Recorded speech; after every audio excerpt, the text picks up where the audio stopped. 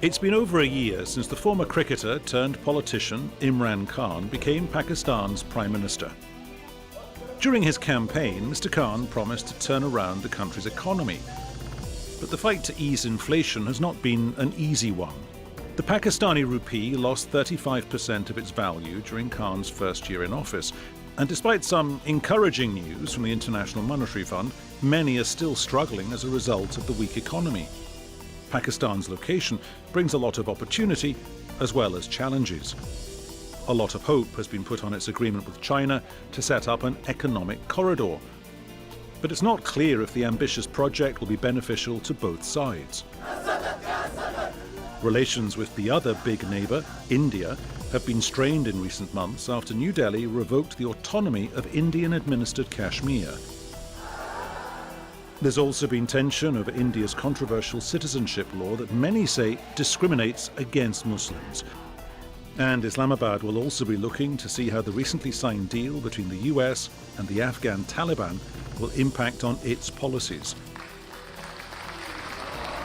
We'll put these questions to its top diplomat. Pakistan's Foreign Minister, Shah Mahmood Qureshi, talks to Al Jazeera.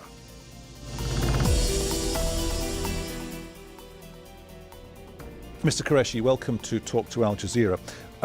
Is Pakistan now in the driving seat when it comes to the outside world's relationship with the Taliban? Well, Pakistan has played the role of a facilitator. Pakistan, as you know, has suffered a lot because of the situation in the region. We've paid a huge price in human terms and in economic terms, and we have always been advocating that there is no military solution to the Afghan conflict. What you need is a negotiated political settlement. We are glad that the world has finally converged to that point of view. I think the world should have listened to us earlier and done what it's doing today. Sit across the table and find a solution, find a political solution. We are happy that is happening, and we have honestly and with good faith contributed to that movement. It looks increasingly, examining what he's been saying, as if the US Secretary of State Mike Pompeo is beginning to really trust the Taliban. Do you trust the Taliban? I think the Taliban, they're very savvy and they're shrewd. And they are not just good fighters, they are tough negotiators. Even before the talks began, the reality was, and let's recognize the reality, that despite the world's attention and the financial contributions, the Taliban was still controlling a good 40–45% of the Afghan territory. So they're a reality, and you have to deal with that reality. I hope they once they've agreed, they will honor their agreement, and one expects them to, both sides, the US and the Taliban, to honor what they are signing. There was, however, an op-ed recently in the New York Times from the Haqqani network. It raised eyebrows in the State Department in Washington. They take their cue, it is claimed, from your government. They're independent. They take no cues from no one.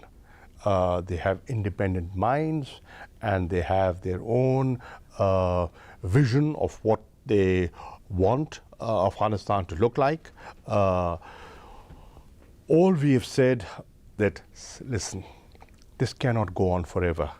You cannot keep fighting forever. They've also fought, and they've also have lost many people. They're also fatigued. So there's a new reality that has dawned. Every war has come to an end. The world has been in conflicts in the past. Even the world wars couldn't go on forever. Ultimately, there was a solution. There was a negotiated settlement. And that, I think, they have realized. They have realized, they know their strengths, and they also realize that Afghanistan is not the same place. It's different. In the last so many years, in the last 19, 20 years, things have changed. There have been 3 elections over there. There have been parliamentary elections over there. There have been presidential elections over there. You have seen a new empowered class over there. So these new realities, they also have to compromise with. Does that mean that you are quite happy for the Taliban to move from being, quotes, terrorists to being politicians? Because there will come a point, surely, during this process where they will have real political power, but they won't have stood for political office at that point. And that might be a template that the Taliban in Pakistan would like to see happen for them as well. The point is, we've been telling them that they must come into the mainstream, give up the gun and come into the mainstream. And if you have a point of view which the people of Afghanistan buy, test it. And the best way of testing that is through the ballot box. Your critics might say this is really about India and about Pakistan's relationship with India, because down the line, if you have traction with the Taliban in Pakistan, in a positive sense as far as they're concerned, you therefore by definition have traction with the Taliban in Afghanistan. If you then, as a country, have a footprint in Kabul, you have to make sure that Afghanistan, or you would make sure that Afghanistan doesn't play nicey-nicey with the Indians and they share a border. What we want is peace and stability in Afghanistan, because we feel if there's peace and stability in Afghanistan, Pakistan stands to gain. As I said earlier on, that we've suffered a lot in human and in economic terms. Then there are opportunities that have been lost. We feel that today, if there's peace, Pakistan stands to gain. How? If there's reconstruction in Afghanistan, we contribute. We have a huge potential of bilateral trade with Afghanistan. And with peace and stability in Afghanistan, we get access into the Central Asian republics. We are an energy deficient country. We can have the Dobbie gas pipeline coming down to Pakistan and fulfilling our requirements. We can have the CASA 1000 electricity coming into Pakistan that we need, affordable electricity, affordable gas. A new area opens up to us, regional connectivity. And then with the development of the Gwadar port, we feel landlocked countries of Central Asia, Afghanistan, get an opportunity of promoting economic activity in their countries. But when you talk about that port, that's interesting that you mentioned that. China is building roads for you as well. China is building that port. But it's so much more than a port. Your critics might say it's actually a Chinese foothold in Pakistan. China and Pakistan have a long-tested relationship. They have stood with Pakistan through thick and thin. What we are trying to do now is we are trying to, as they have economically developed and have now the technology and the cash, we are trying to build a new economic partnership with China. Costs have gone up in China, and we feel a lot of their labor-intensive industry can be relocated into Pakistan. When the world moved away, they stepped in to invest in Pakistan, and we're happy about it. We feel that it's a win-win situation for both sides. So we gain, they gain, the region gains. But doesn't it mean that you tilt, if you tilt towards having good relationships with Beijing, you are so far under the umbrella of the Chinese government that you can't, in effect, do what you need to do? Because from a fiscal point of view, your economy is in a mess. You need somebody's money, be it the Chinese or the Saudis or indeed the IMF. 2 seconds, please. You've got money from the IMF, but everyone says the same thing. Imran Khan waited too long. For some reason that only Mr. Khan knows, he waited too long to go to the IMF and say, yes, I need some financial help. Why did we take time? Because the gap, the resource gap was huge. And the bigger the gap, the tougher the conditionalities of IMF would have been. So we did go to friendly countries, and we are grateful to friendly countries like Saudi Arabia, like UAE and Qatar, who stood by us, who've helped us.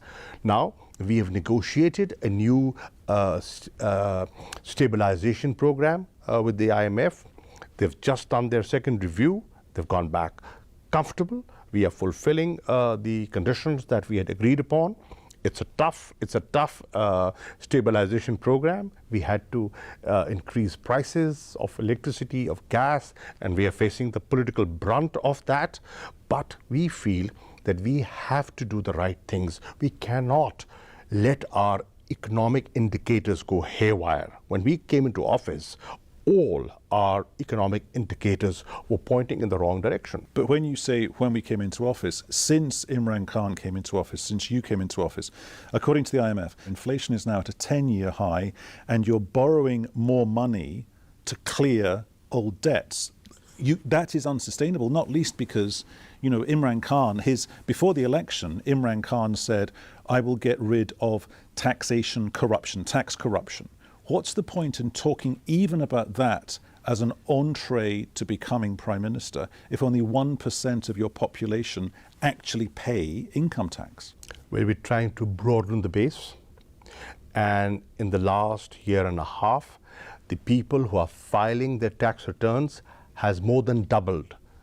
No previous government could do that, one.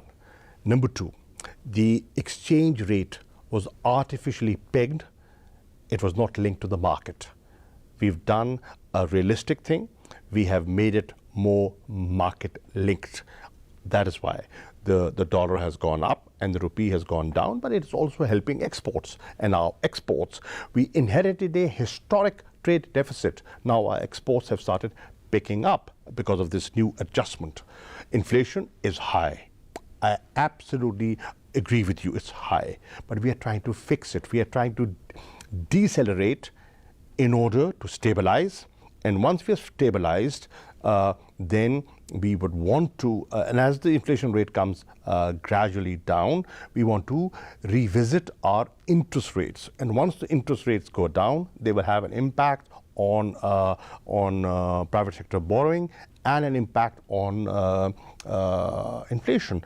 Where do you see the relationship with Saudi Arabia going now? Because Imran Khan was in effect, your government was in effect rebuffed, because over the issue of Kashmir, he reached out to the Saudis with a view to getting people to talk about Kashmir. And that relationship between Islamabad and New Delhi has been tinderbox dangerously dry for a generation now.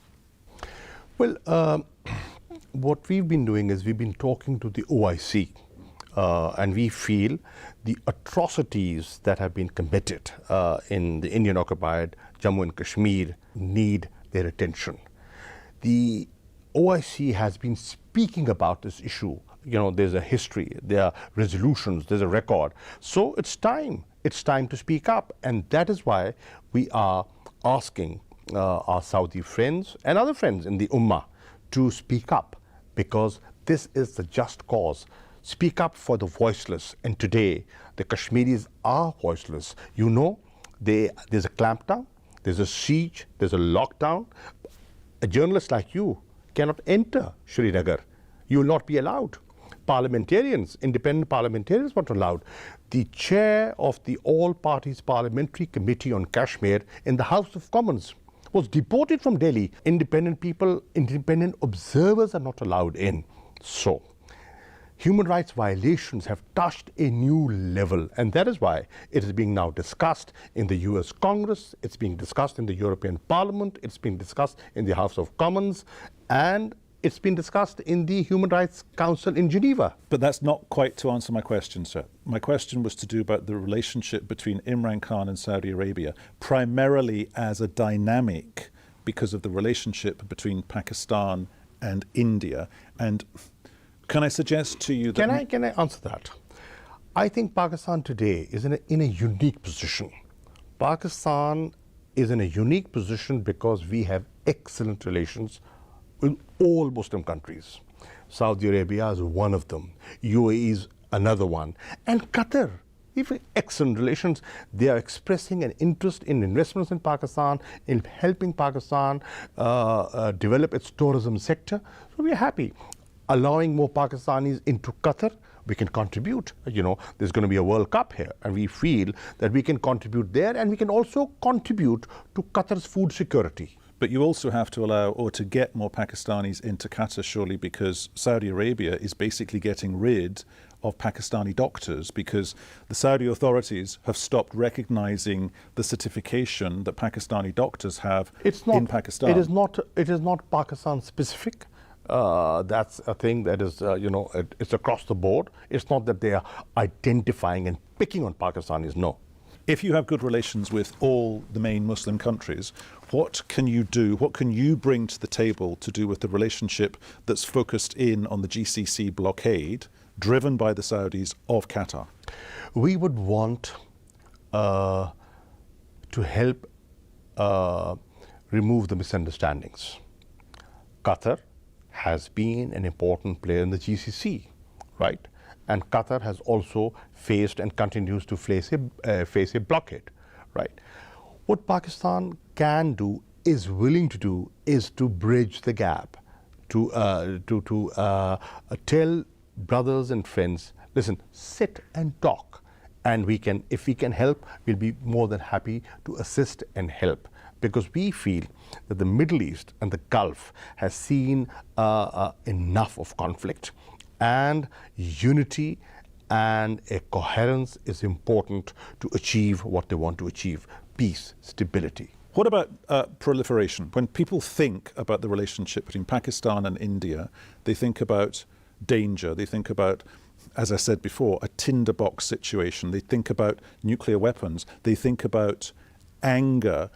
I mean, granted, Imran Khan, since he got the top job, has been sending out signals of being more conciliatory, particularly towards Narendra Modi. When we came into office, what was the first signal we sent? You take one step towards peace, we will take two. Who rebuffed us? India. We've been waiting. We've given them the opportunity to engage. But unfortunately, we thought it's the politics of India, it's the elections that is, they are showing this reluctance. But now we realize it's not just politics, it's the new Hindutva philosophy that has overtaken Delhi. And they are being governed by a group of people who believe in supremacy, and racialism.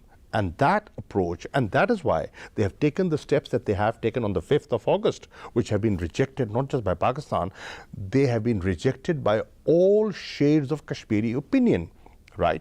So,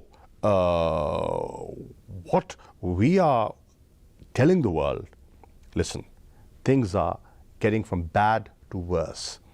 Two nuclearly armed states cannot go into a conflict. It'll be suicidal, and it's not just suicidal, it'll have a global impact.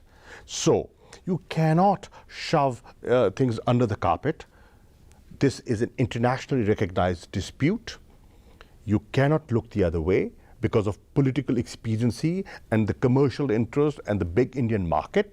Fine, you have a right to trade with them, you have a right to make investments, but you cannot ignore and overlook an internationally recognized dispute. You cannot shove those Security Council resolutions under the carpet, because that's a reality. And that is what the Secretary General has just said. He pronounced, the measures were announced on the 5th of August. On the 8th of August, he pronounced, listen, this is where the UN stands. Is your goodwill, is your country's goodwill towards that, let's call it a peace process, in inverted commas, when you talk about, you make one overture to India, they respond positively, then you make two steps in the right direction. Mm-hmm. Goodwill is a diminishing resource, though. There must come a point when you think, okay, Mr. Modi's got his BJP agenda. That's his critics would say that's partly why he's being criticised just now over this new citizenship legislation that's causing trouble on the streets of Delhi. What's your official stance, say, on the citizenship law? it is discriminatory, and this has made the 200 million Muslims in India insecure, and the fear of being stateless. You know, close to 2 million people in Assam are more or less stateless because of the new NRC approach that the Indians have adopted. And not just Muslims, minorities like Sikhs, like Buddhists, like Jains, even lower caste Hindus like Dalits are insecure. And what you saw in the last, and what you are seeing in the, in Delhi today, is like almost like a genocide. And the world, many in the world are keeping quiet over it. People are also looking in on your relationship with China to do with a very current issue. Why is it you've left Pakistanis in China with the coronavirus doing what it's doing? People are saying you should have taken those people back to Pakistan, but instead, for some reason, you've decided to leave them where they are. One, we were following the instructions of WHO, an international organization. We were following the instructions of the NIH, which is, it's a technical issue, right? It's a health issue. We have to go by international standards. And thirdly, when we calculated, we came to the conclusion that what the Chinese were offering was giving them the treatment that is required, and they committed to Prime Minister Khan, the President of China, President Xi Jinping, that they will be treated like our own because of the special relationship we had with Pakistan. We feel they're being looked after there. We are doing whatever we can. They made a special concession. 2 of our diplomats were allowed into Wuhan. They have gone and engaged with students, met with them, reassured them. And Pakistan is also expressing solidarity with China, because China has taken on this challenge in a very, very brave manner, and we wish them success. And I'm sure they will succeed in defeating coronavirus. We have to be cognizant. We also have to see the facilities available in Pakistan. We have seen Iran being affected in a major way. We've sealed our traffic between to and fro from Iran and Pakistan. The border has been closed. Why? To protect people, to protect our people, to protect our children in Pakistan and families in Pakistan. Could it be that you are stretching yourself as a government so thin in so many different areas, and when it comes to the next election, people vote with their pocketbooks. They vote on the bread and butter issues. So when it comes to being re-elected, few, if any, prime ministers or presidents get re-elected on the state of the economy as it stands at the moment in Pakistan. Are you confident that the next time you have to go to the people will say, yes, that's the government for us one more time? The people of Pakistan are not fools. They have seen the economic conditions that we inherited.